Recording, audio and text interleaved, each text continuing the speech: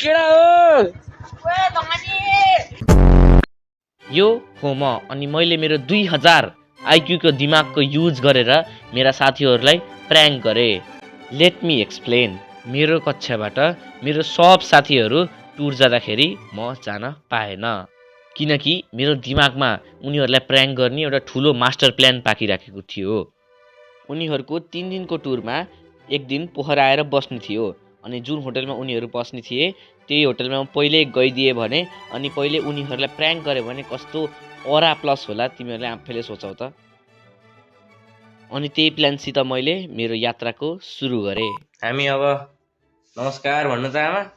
नमस्कार। Like and subscribe.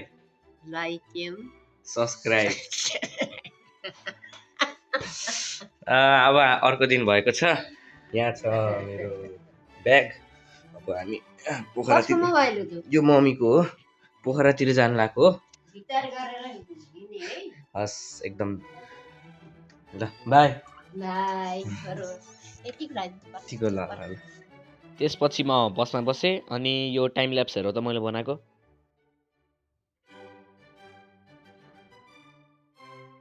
Pokhara नआउँदै मैले बाटोमा हिमाल पनि देख्न पाएँ।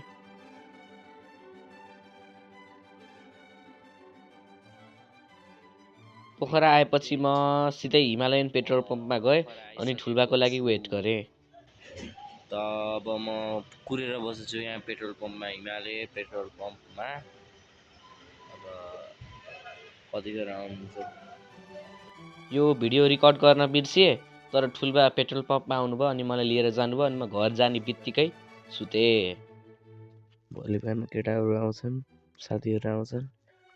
भोलि बिहान प्र्याङ्क गर्ने हो। अहिलेको लागि नाइट। अर्को दिन उठेँ अनि बिस्तारै सिस्तारै मिलाएपछि नुहाएँ अनि नुहाएपछि रेडी भएँ।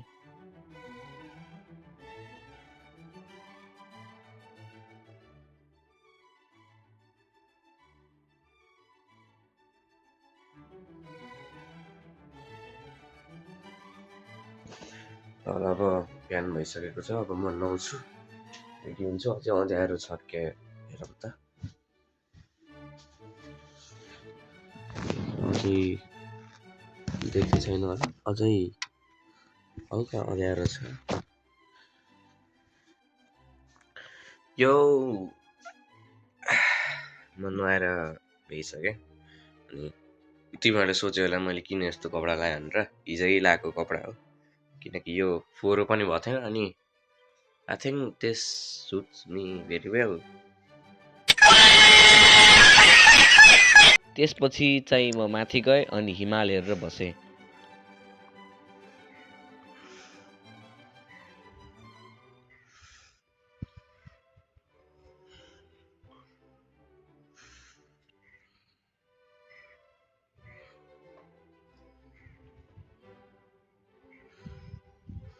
ठुल्बाको घरमा भाइको खेलाउने कुरा हेर्दाखेरि मैले यो पनि भेट्टाएँ।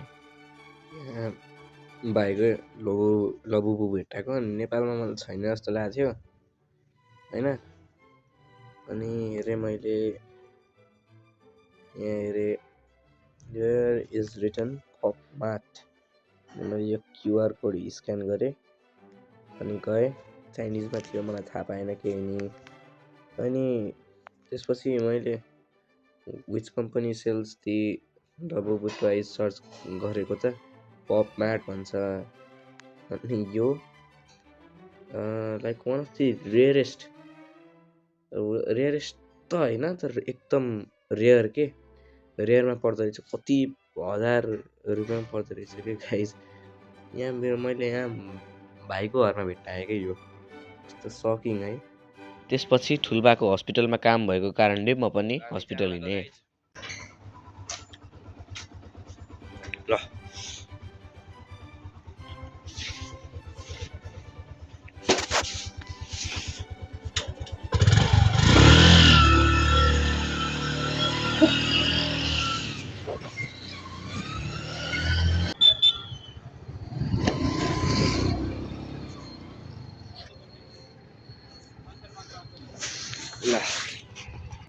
अनि हस्पिटलमा काम सकिएपछि हामी चाहिँ हाम्रो होटलमा आयौँ।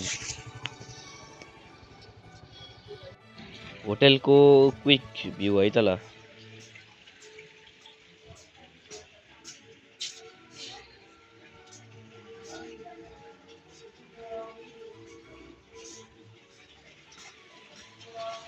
यो भिडियो बनाउँदाखेरि चाहिँ गर्मी नै थियो, त्यही भएर फाउन्टेन पनि एकदम राम्रो देखिएछ। तर अहिले यो फाउन्टेनको हालत यस्तो छ के।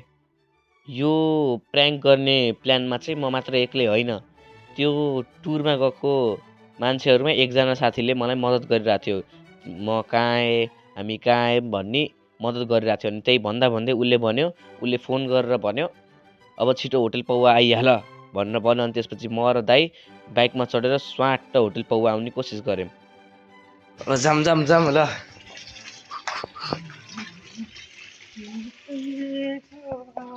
केटाहरूभन्दा छिटो पुग्नु पर्यो, उनीहरूलाई सरप्राइज गर्नु के। उनीहरूलाई थाहा नै छैन म यहाँ आएको भनेर।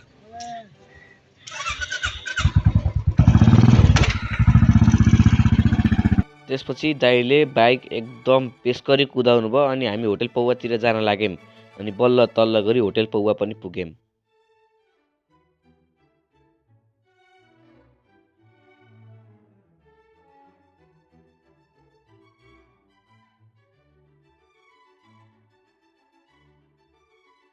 ल म यहीँ रोक्छु है, यहीँ बस्छु।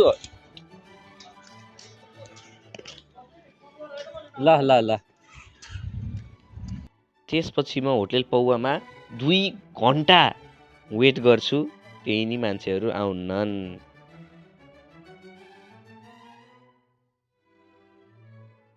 अनि 2 घन्टापछि मेसेज आउँछ हामी होटल पौवामा आउनौँ, हामी प्याराग्लाइडिङ स्पटमा छौँ भनेर। अनि त्यसपछि म डिसपोइन्टेड फेस लिएर म होटल जान्छु।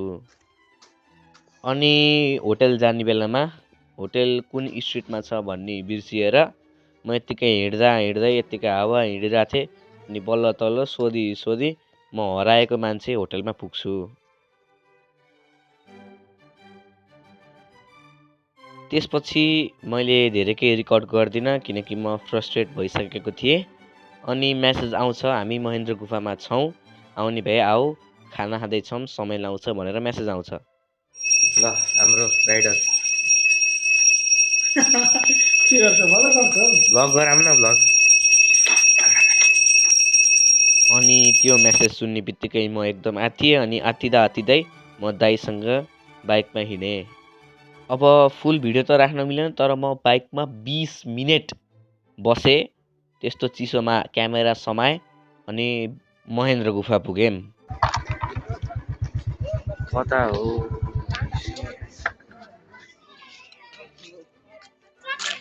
अब पुग्न त महेन्द्र गुफा पुगेकै हो, तर वरिपरि कोही थिएन।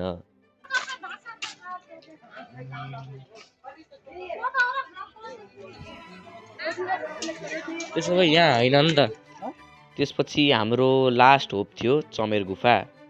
र यदि उनीहरू चमेर गुफामा रहन्छन् भने म यो च्यालेन्जलाई क्विट गर्छु, एन्ड गर्छु अनि घर जान्छु भन्ने सोचेको थिएँ। जति हामी चमेर गुफाको नजिकै थियौँ त्यति मेरो मुटुको धड्कन बढिरहेको थियो। अनि यो भयो।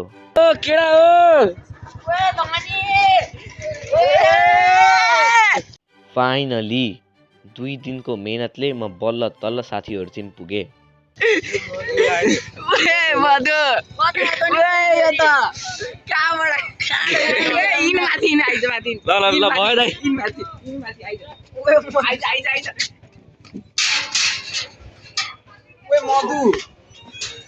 म र सबैजना एक्साइटेड थिए। अनि त्यो एक्साइटमेन्टमा म राम्रोसँग भिडियो रेकर्ड गरेन अनि सब हल्लाई रेकर्ड गरेँ।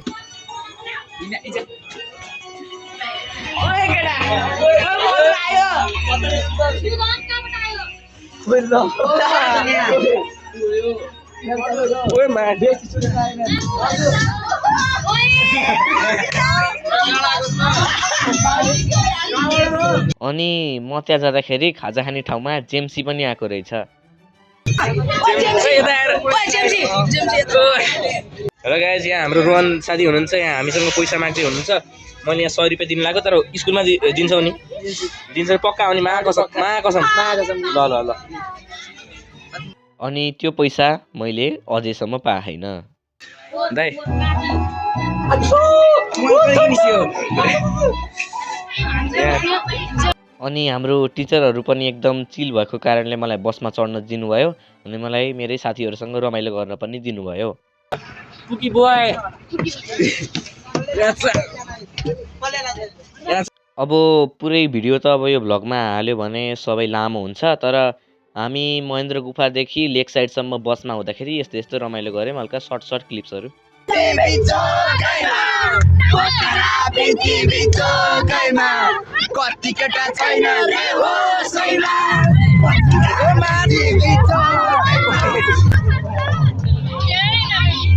नाचौँ न मुक्की भएर।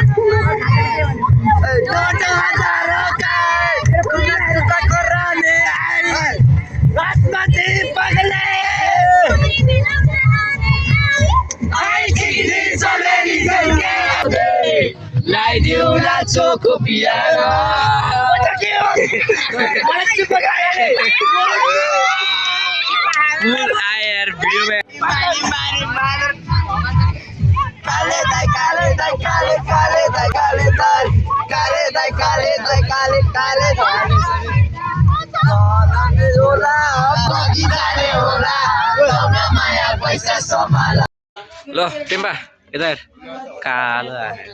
त्यसपछि हामी बसबाट झऱ्यौँ अनि उनीहरू आफ्नो होटेल खोज्न गयो, उनीहरू आफ्नो होटेलमा गए अनि मैले दाइलाई बोलाएँ अनि म पनि घर गएँ। यता यता साथी यता हाम्रो सुशील पुगी बोय देखा न यता फेरि I fill a letter board किन हर लेखे मैले तिमीहरूलाई झुकाउनको लागि लेखेँ। अनि उनीहरूलाई बिचमा झुकाउनको लागि मैले घरमा झ्याउलाख बस्दा I fill a little board भनेर यताउति नोटहरू पनि राखेको थिएँ। म घरमा झ्याउलाएर बसेँ हो भने जस्तो लेखे हो अनि चिल देख्छ। अनि त्यसपछि मैले दाइलाई बोलाएँ अनि दाइसँग म होटेल गएँ। ल बाई ल बाई कहाँ बस्नु त नि तिमीहरू त्यहाँ अगाडि यसमा बस्ने हो ल्यापटपमा हो कि उहाँ बस्छन् कि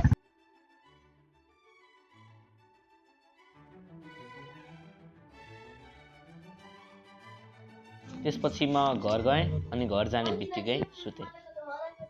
अनि अर्को दिन चाहिँ म बसमा चढेँ अनि घरतिर लागेँ।